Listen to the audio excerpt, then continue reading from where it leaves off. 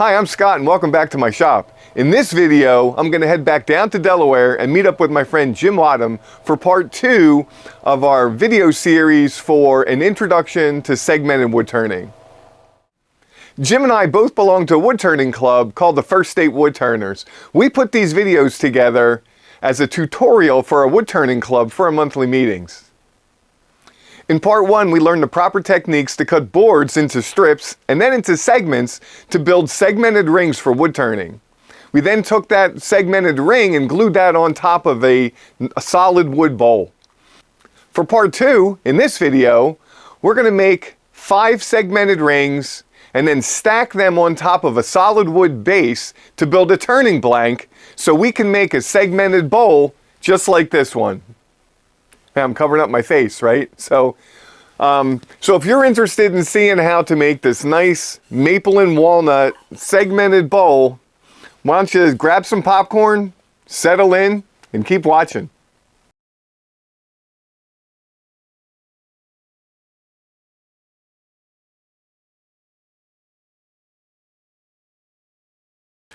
Hi, I'm Jim Whattam with First State Woodturners. Welcome back to the shop. This is part 2 of our presentation on an introduction to segmented woodturning. In part 1 of the presentation, we gave you a little bit of background information about what segmented woodturning is, some of the reasons why you might want to consider doing segmented woodturning. We also showed you some of the equipment that probably is already in your shop that you could use to give segmented woodturning a try without having to spend a lot of time on specialized jigs being built or money on purchasing commercial specialized jigs. And then we showed you how to calculate ring size and how to use a couple of simple mathematic formulas to calculate segment length, then how to cut those segments on various types of equipment in your shop, how to glue, clamp, sand and install a single segmented ring on a solid wood bowl. This is the end product of that project in part 1 of our presentation, a solid cherry bowl that we faced off the outer surface of and then sanded this accent ring out of walnut, glued it on to the rough turn bowl, and then finish turned it and finished it with a few coats of lacquer, and this is the end result of that project. What we intend to do in part 2 of this presentation is to build on the skills that we taught you in part 1. What we want to do is progress into building a fully segmented bowl. So we're going to show you right from the beginning planning stages all the way through the various stages of how you end up with building a fully segmented bowl like this, which is about 8 inches in diameter, about 4.5 inches tall. It's 5 rings with a solid wood base. So we thought we would come up with a very simple project that would be easy for novice segmenters to be able to construct their first fully segmented bowl with. In trying to come up with a design for our project today, what we wanted to do was have a design that had sufficient curvature to it that it would illustrate the effect that curvature has on the width of the wood strips that need to be cut for it. Remember in part 1, we talked to you about how wood strips, the width of wood strips that you need to create a segmented ring will vary depending on where that particular ring sits in the curvature of the bowl. And we wanted to come up with a design that showed how the effect of curvature would affect the width of the strip. So this is a basic design that we came up with using simply 1/4 inch block graph paper. You can pull designs for segmented bowls like this off of the internet. There are some that we mentioned in the PowerPoint presentation that we will also link to when we post this video on the various social media sites. Certainly you can download those off the internet. You can use computer programs like those that we mentioned in part 1 to design it. This is the old school method of simply drawing it out on graph paper so that you can see visually exactly what your rings will look like, should look like, once you get to the construction stage. Again, these are 5 rings on top of a solid wood base that will be layered once they're all glued in place, and will obviously ultimately produce this bowl. What we wanted to do was to come up with a design that wasn't complex in terms of different types of wood. You certainly can use multiple colors of wood within a single ring. Something like this, for example, you could certainly come up with multiple colors if you want. We didn't want to do that in this presentation because we wanted to keep it very simple. You could also add spacers in between the segments as we do here. Remember from the last time we talked about how you would go about calculating the effect of that on your segment length. If the segment length was supposed to be 2 inches, and these are 1/8 inch thick spacers, you simply deduct 1/8 of an inch from the 2 inch segment length and make your segments 1 inch 7/8. The spacer makes up that additional 1/8 of an inch and your ring comes out the right size. But again, we didn't want anything all that complicated. We didn't even want to do anything as complicated as a bowl like this one, which is actually not particularly difficult with the accent ring on the top. But it's something you can consider doing if you want. Just a basic one color ring with different color spacers in between. Again, but for our project, we wanted to keep it as simple as possible to keep all of the woods within a single ring the same. Just made things a little bit more simplistic for your first segmented bowl. All right, let's talk in a little more detail about the specific design that we came up with for our project bowl. As you'll see, this is all handwritten again on a piece of 1/4 inch block graph paper. Again, chosen because this very easily illustrates exactly what our ultimate ring diameters are going to be. The ring diameter for the top ring will be from here to here, for the second ring down from here to here, so we can measure those with a ruler and it will give us the exact ring diameter that we need for each of those rings. All of those ring diameters are listed in the chart that's at the top of the page.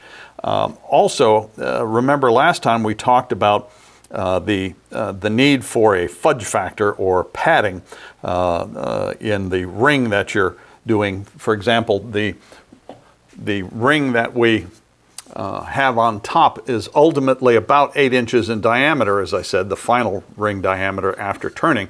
But if we were to cut the original ring to that diameter, obviously it would be less than 8 inches after turning around. So we need to add that fudge factor or padding to make sure that we have the 8 inch diameter left after turning. Well, that fudge factor or padding is built into this diagram in the clear white areas to the outside of each of these rings. So that's already taken into account in each of these. Actually, you'll find that the padding that I added here is a little bit wider than we might traditionally use.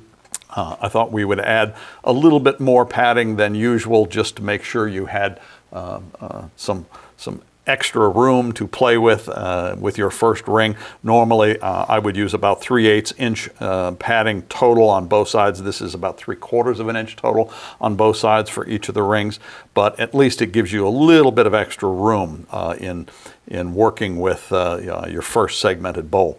The diagram, as I said, shows the ring diameter for each ring, top ring being 9 inches, then 8.5, 8, 7.5, and 6.5. The base is a solid wood walnut base. We'll talk a little bit more about bases later in the video. In this particular instance, because it's a small bowl, we're using a solid wood base on top of each of the rings that will ultimately stack up. But this is the diagram that we came up with that illustrates again the effect of curvature on the strip width that we use. So now let's take a quick look at what the other steps are going to be now that we have the final design that we want to use for our project. Let's take a look at the various steps that we will follow after coming up with our design to show you the basic rough stages that we'll go through to end up with the solid wood bowl that we hope to end up with at the end. All right, now that we have our design finalized, this has given us the complete cut list that we need to produce the wood strips of the right length and the right width to be able to produce the segmented rings that will ultimately go into the construction of our project bowl. Now let's take a look at the various stages that we're going to go through during the balance of this presentation. Now that we have our design in mind and the materials list that we need that gives us the strip lengths and strip widths that we need, the next phase is going to be to cut those strips. We have the appropriate strips here already cut to the correct widths and approximately the correct length. These may be a touch longer because that was the length of boards that I had, but they're roughly the length called for in our materials list. These are the wood strips that we're ultimately going to go to the table saw and cut into the appropriate segment lengths. We'll focus a little bit more this time than we did last time on how to sneak up on the correct segment length using the table saw in this instance. The concepts are going to be exactly the same for sneaking up on that correct segment length, whether you're at the miter saw, the bandsaw, or the table saw. So we'll focus a little bit more on that. Also, I want to talk just for a minute about the type of base that we are using here. Again, it's a solid base. As we talked about last time, the preference on a small bowl this size is to use kiln-dried, quarter-sawn hardwood, if at all possible. And that's what we have here as a walnut disc. There are other kinds of bases that we talk about in the PowerPoint presentation, a little bit more advanced types of bases that we don't want to focus on here only because we're assuming this is your first segmented bowl, but there are tapered plug bases, there are fully segmented bases, there are floating disc bases. The general consensus seems to be for bowls of this small size, where we're only using, this is a 4-inch disc and ultimately will be a little bit narrower than that. Using a solid wood base is fine. You're not going to have enough wood movement to cause any problems using a solid wood base. So that's what we're going to use in this instance. What we'll do again, now that we have the strips all cut to the right widths and lengths, we're then going to go to the table saw, cut the appropriate segments, again focusing a little bit on how to sneak up on that segment length, and we'll ultimately produce these 5 rings in addition to the solid base.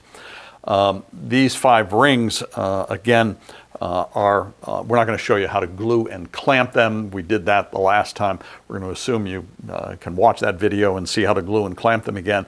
We're going to review again quickly how to sand one side of each of those, since we're assuming, as we did in the last video, that you don't have a drum sander available to be able to sand both sides. So we're going to show you once again quickly how to sand one side of each using a disc sander on the lathe to get them ready for what's going to be the next stage, which is to assemble them one at a time onto a glue block. And we'll talk a little bit at that point about why using a glue block as opposed to any other mounting system on the lathe. We'll show you how to go about marking them so that you will achieve the one objective you really truly want to achieve, which is ultimately when you get to the stage of having all the rings finally glued in place, you want to make sure that all of the joints on the successive rings align correctly. As you'll see on the sample bowl of our project, all of these joints, these 3 joints in ring 1, ring 3, and ring 5, all line up exactly correctly. That doesn't happen by accident. Some people try to do it by eye. It can be successful, but more often than not, it isn't. So we're going to show you a technique to use to ensure that those rings are all marked appropriately so that as you glue them together, those joints will, after turning, line up very, very nicely. And then we'll show you how to assemble them one ring at a time onto the glue block that you're using to ultimately mount on the lathe, so that you'll end up with a turning blank that looks like this. This is a blank that you can, given its relatively shallow depth here, this isn't terribly deep. This is one that you don't have to do in stages. If you're turning a particularly deep bowl, you may want to only do 2 or 3 rings at a time and then turn those before adding other rings. This one isn't so deep that that's really an issue. Still, given the type of glue block that I'm using, we're going to show you how to use a bowl steady once you get to doing the inside of this, because you will get a little bit of vibration that we want to avoid as we're turning the inside. So we'll turn the outside first, use a bowl steady on the outside when we're turning the inside. and then ultimately ending up with, as we said, the final project bowl. So let's get started over at the table saw and start cutting these strips into segments. First, let's make sure that we get the miter gauge set correctly over at the miter set for segments. Again, setting one pin on 0, the other pin on 12, and adjusting the miter gauge tightly against those pins. Now we're set at exactly 15 degrees.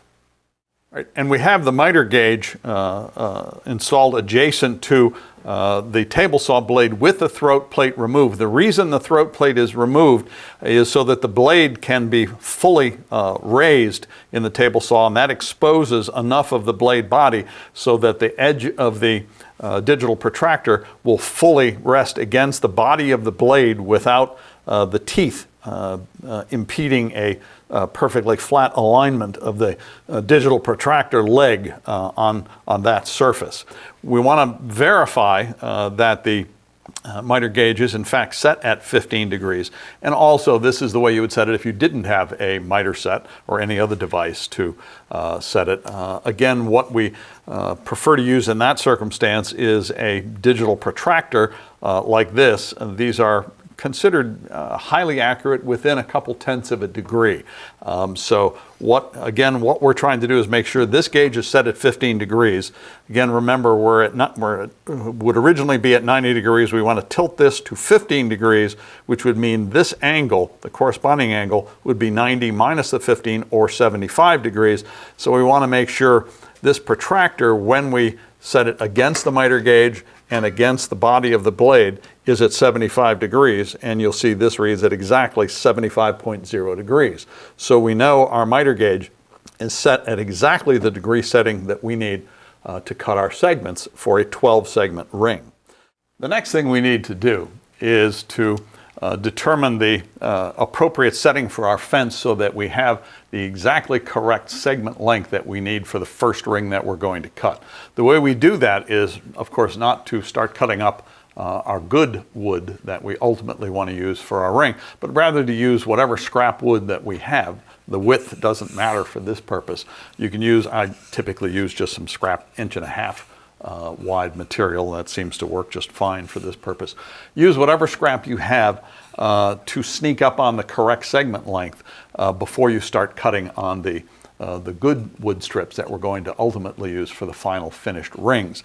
We want to make sure, and this sometimes can take several cuts to get correct, we want to make sure we don't use up any of our good wood prior to doing the final cut. So the next thing we're going to do is get a rough setting with our table saw fence with whatever stop block we have installed. Again, remembering this stop block that I have here, as I mentioned during the first video, is a 3-inch stop block.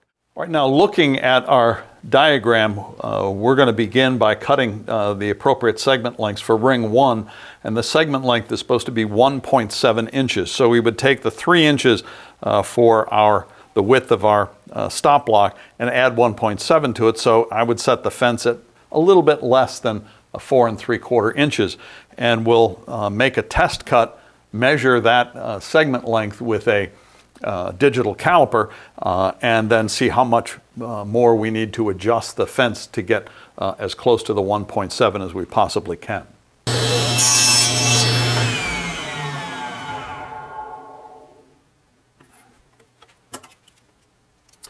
And we'll measure this segment length with the digital caliper, and we'll see it is 1.75 inches. So we need to make the segment length just a little bit, about 5/100ths shorter, to get close to the 1.7 inch segment length that we need.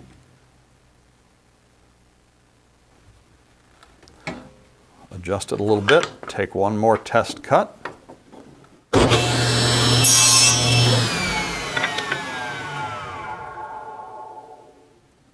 All right, in our second effort at getting the correct segment length, we're now at 1.697 inches. So that's quite close to 1.7.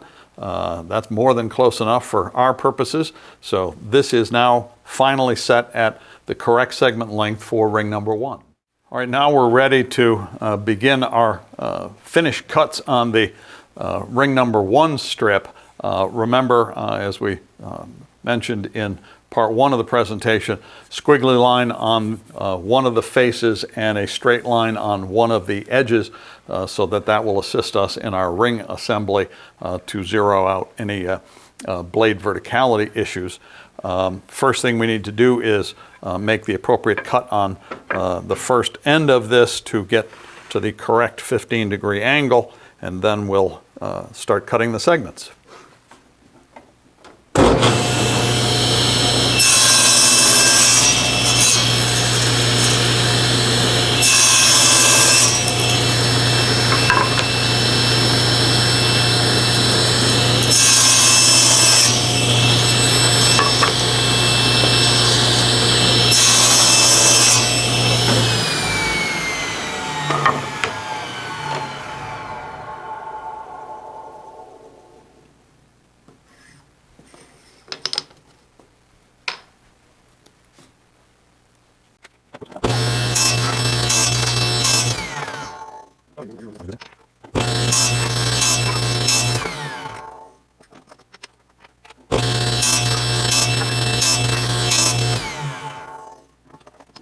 All right, now we have all 12 segments cut for ring number one. The next step for that ring is to take them to the workbench, sand the fuzzies off, test fit them, and then glue and clamp them, let it dry so that it's ready for assembly.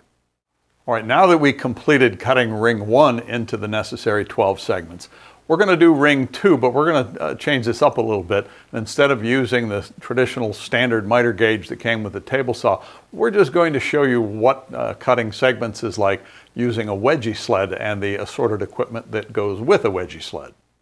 All right, what we have on the table saw now is a wedgie sled built to the specifications from Jerry Bennett's Segeasy.com website, and we have set it using one of Segeasy's wedgies. This is the 12-segment wedgie. It'll be 15 degrees, just like the miter gauge, and the ultimate cut's 30 degrees included angle, but 15 degrees for each of the cuts. This is now set tightly all the way along the length on each side, so we know this is set correctly. And to use the wedgie sled, we use the strip in this fashion, and then without flipping it over as we do with the miter gauge, we simply move it up to the other arm, and we move it back and forth, and that automatically changes the angle at which we're cutting the strip. So we move it back and forth. We have instead of boring you with showing you how we set this, once again sneaking up on the correct segment length, we already preset this to the correct segment length, so we're good to go. We've taken out the standard throat plate and replaced it with an off-ramp kind of throat plate that results in each of the segments falling away from the table saw blade. So that makes it a little bit easier to retrieve the segments rather than having to stop the saw after every few segments. So at this point, let's cut this particular strip into the appropriate 12 segments using the wedgie sled so that you can see how that works.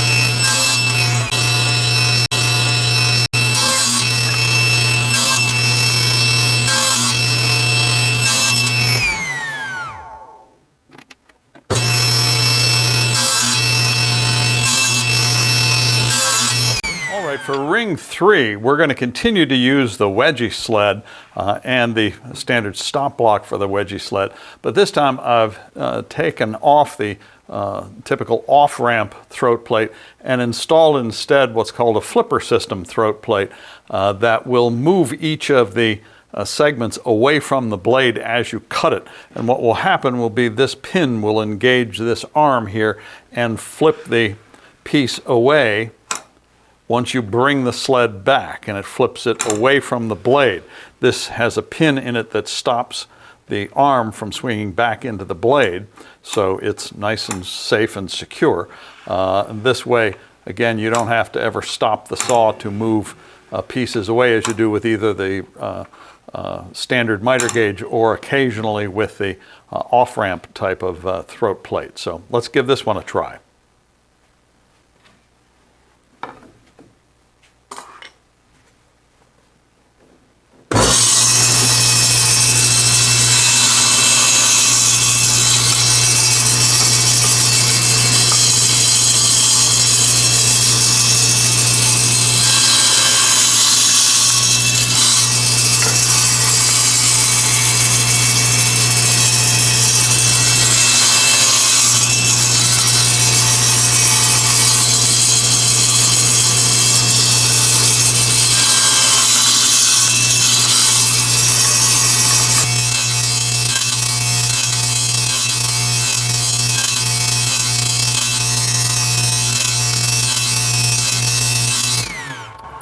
As you'll see, I cut a few extra just to make sure, in case it turns out there's any knot or other imperfection in any of them. If I have the space, I'll cut a few extra just in case, but hopefully it'll end up working just fine with 12.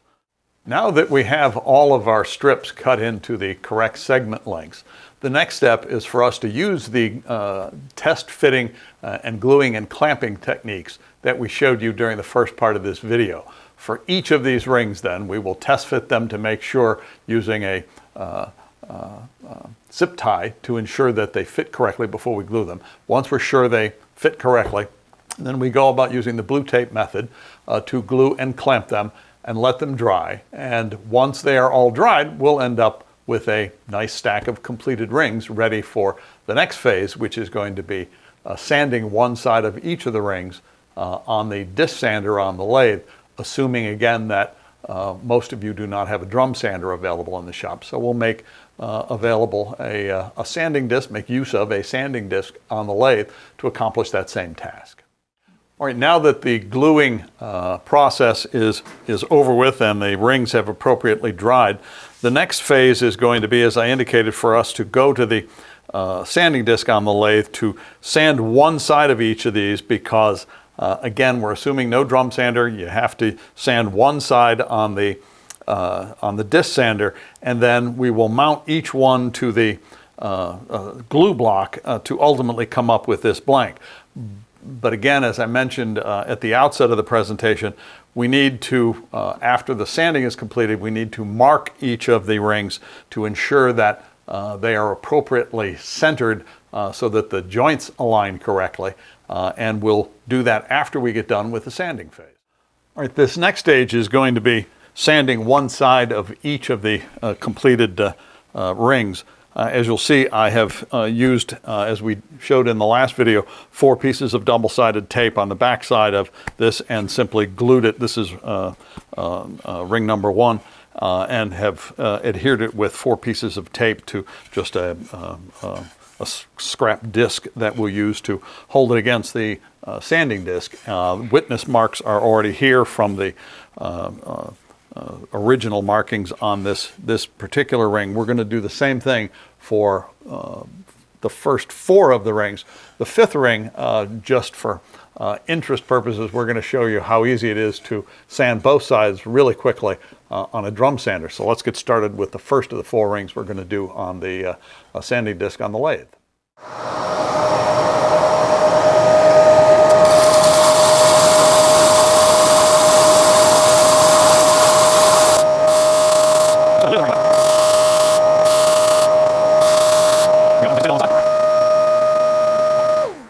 The next step is going to be for us to pry this off of the plate and do the next ring. Again, slowing down the sanding disc a little bit at a time, because otherwise it might spin off the spindle, which we don't want.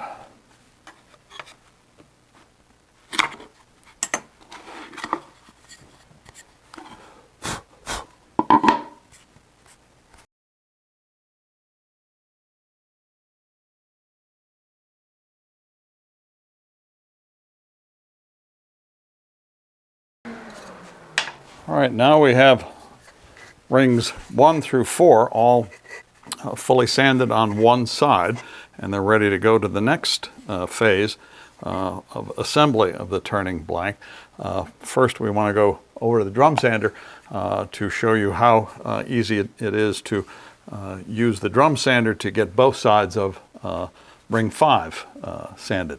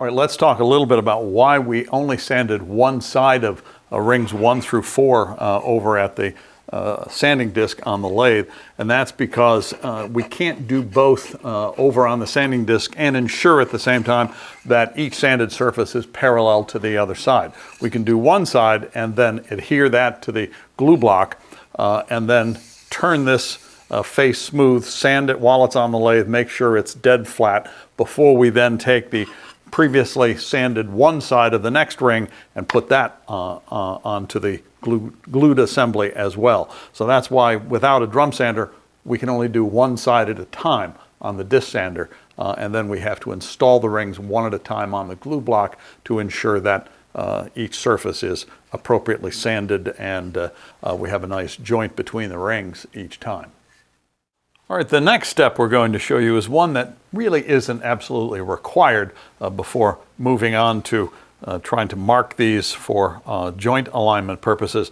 But since we're going to be ultimately stacking these rings for marking purposes, it is useful to try to eliminate any high spots that may exist on the unsanded sides of each of these rings. Again, as I said, it's not essential to do, but it makes the stacking process and marking process a little bit easier if you don't have any high spots on the unsanded sides of these rings. So what we suggest you do is to take the unsanded side of each ring and simply run it quickly across a sanding board, which is nothing other than this is a piece of MDF to which I've adhered some strips of 180 grit sandpaper, and just run it across here a few times to take off any high spots. Again, we're not worried at this point whether that's completely parallel to the other side. We'll straighten that out once we get it glued onto the glue block over at the lathe.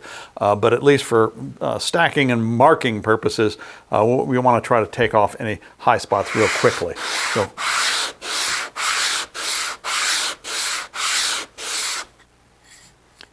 and we've got some of the high spots removed, same on the next one. Rotate it.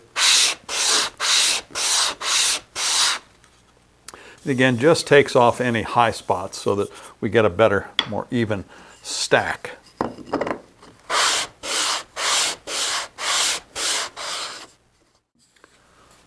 All right, the next phase is for us to mark each of the rings in such a way to ensure that while we're gluing these rings one at a time onto the waste block, that we're able to align them with the appropriate joints on the rings that are going to be above each one, so that ultimately after turning all of the lines line up as we showed earlier on the finished piece.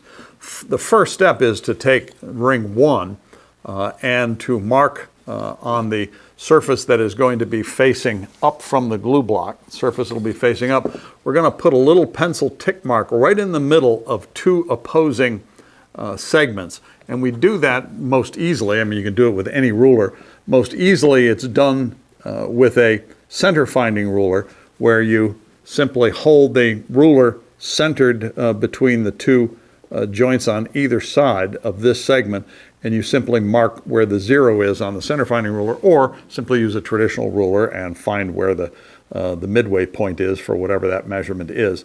But we simply put a pencil line again right in the center of each of the 2 opposing segments. Make sure it's on the same side, and you would do the same thing on this opposing segment on this ring, and then this is the joint that will the next ring will go on top of, and we'll flip them over to show you the next phase, which is to ensure, and we'll do this a little bit differently in just a second, to ensure that those tick marks line up exactly with the joints in the middle of the next ring. And what I'll do to highlight that joint, and we're doing it only for purposes of the video, you don't really need to do it in person, but so that you can see it, I'll put a pencil line over the joint so that you can see a little bit better on video how these need to line up. And what we'll do is, again, take the tick mark that is in the middle of that one, line it up with the pencil line highlighted joint on both sides. And then the next step to ensure that we're roughly centered is to take a traditional ruler and measure the distance from the flat surface of this segment out to the point of the next ring, and ensure that you have them both exactly centered on both sides here. That means you're going to be fine since you've already got the tick mark lined up on this joint. As long as you're okay in this direction, you're fine all the way around. So once you're at that point, simply put a mark here, so that will guide you in placing this ring. When you go to glue the next one on, simply put those 2 lines there. I extend them out all the way to the side because that line, since it's adjacent to a segment that is getting glued on, that line may get obscured by squeeze out. So I extend both of those lines, and it makes it much easier when you're going through the gluing process. Whoops. Makes it much easier to align the ring correctly. So it goes right up against that line on both sides. Goes right up against the line on both sides. And that way you have it perfectly aligned, so that if you follow that same process on each of these successive rings, marking the centers of opposing segments and centering it on the next ring up with those marks, then as you glue the assembly together following those lines, ultimately the joints will all align perfectly, as in the finished bowl that we showed earlier, where each of those joints lines up very nicely, and that's the objective we want to achieve through this process. So the next step is to continue to make those same marks on each of the successive rings. All right, next we want to talk about how to mount our base and segmented rings onto the lathe. There's any number of techniques available to turners, not within the scope of this presentation to go through all of those, but we're going to use what is the, I think, most traditional way to mount a bowl of this nature onto the lathe, which is using a glue block, a waste block, in this case mounted to a faceplate.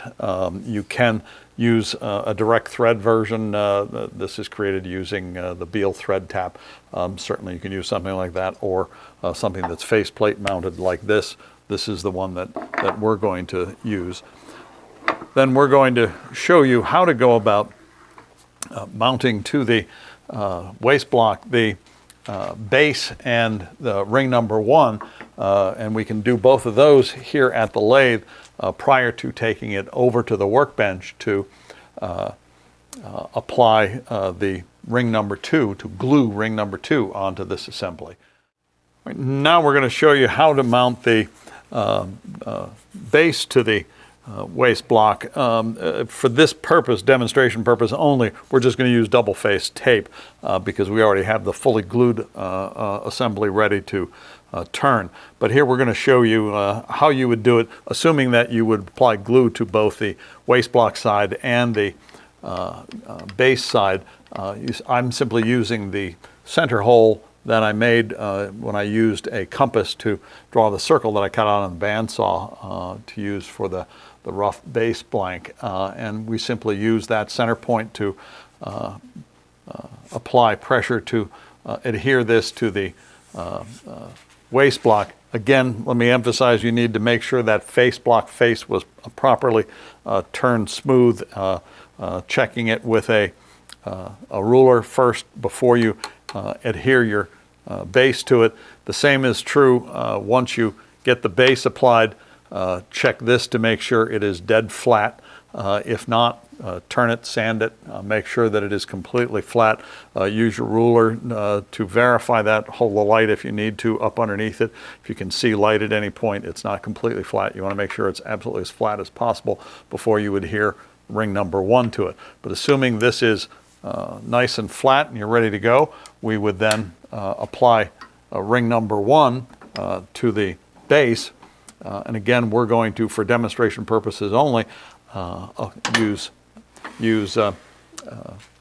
double-faced tape to apply ring number 1.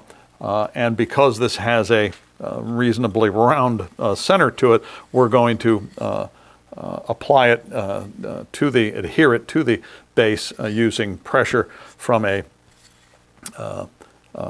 cone center mounted in the tailstock, so that we'll make sure that it's reasonably well centered on the base when we adhere it. We want to make sure that the cone center that we're using does not protrude all the way through. We don't want that to inhibit it being pressed fully against the base.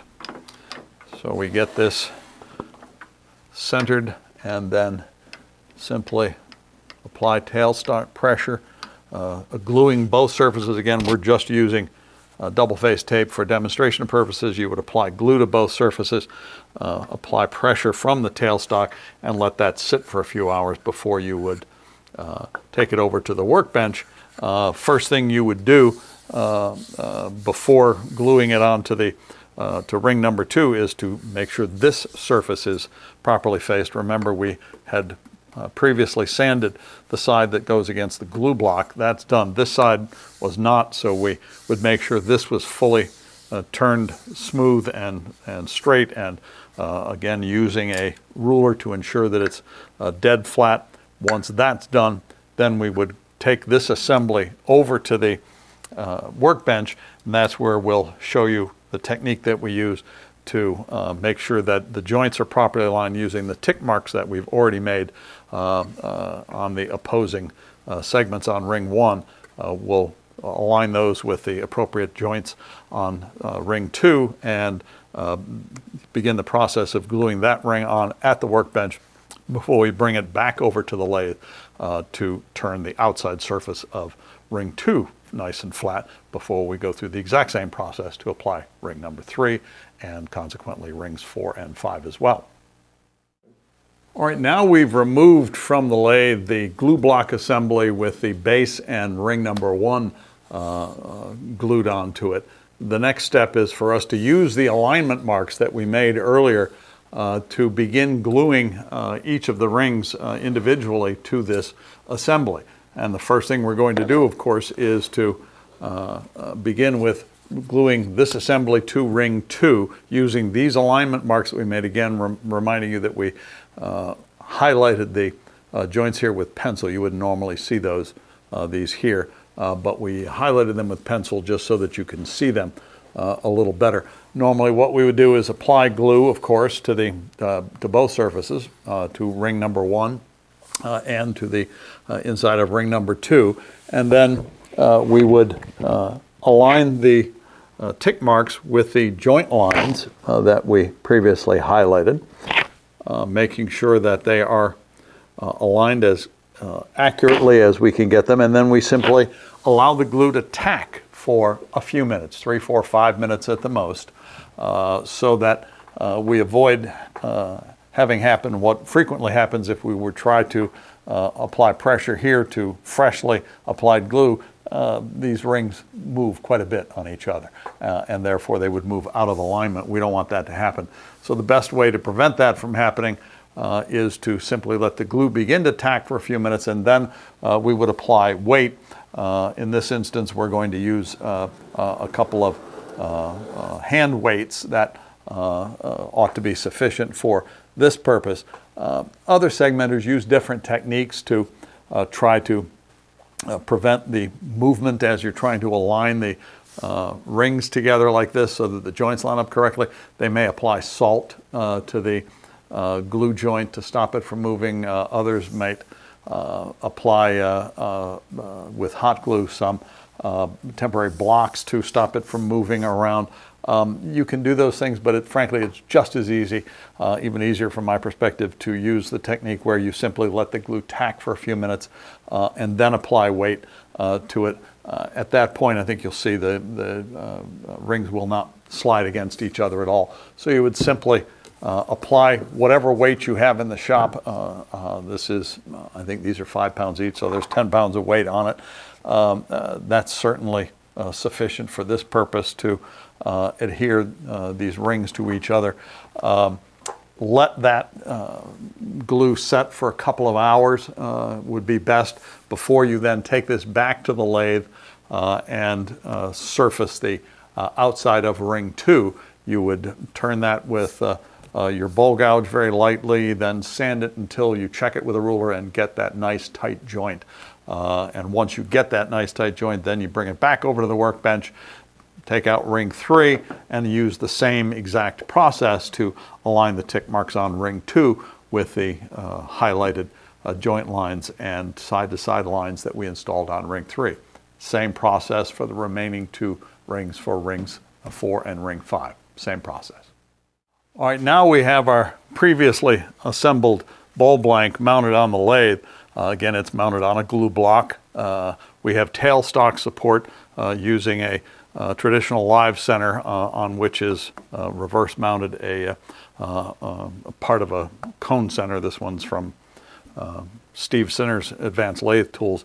Makes a very handy tailstock support for a bowl of this type, so reduces vibration and whatnot. It is all set to go, and now we'll begin turning the outside of the bowl.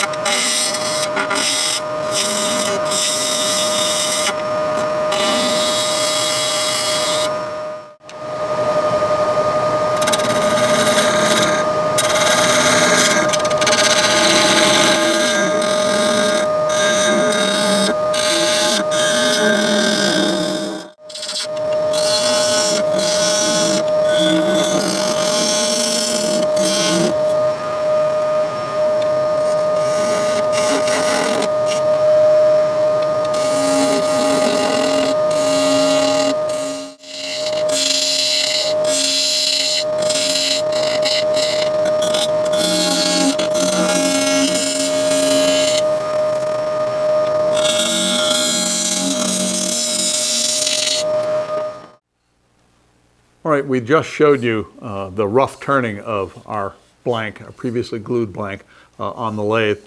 We wanted to make sure you had an idea of how one would go about turning off what are clearly very rough edges from segmented rings, a little bit different than most of the stuff that some turners do.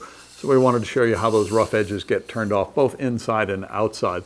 The rest of the bowl is finished very much the same way as any traditional bowl would be finished. Everybody here is likely a bowl turner of one sort or another, so nothing unique about turning the rest of the bowl. We would use whatever profile you want on the foot. I happen to use this profile that you see here.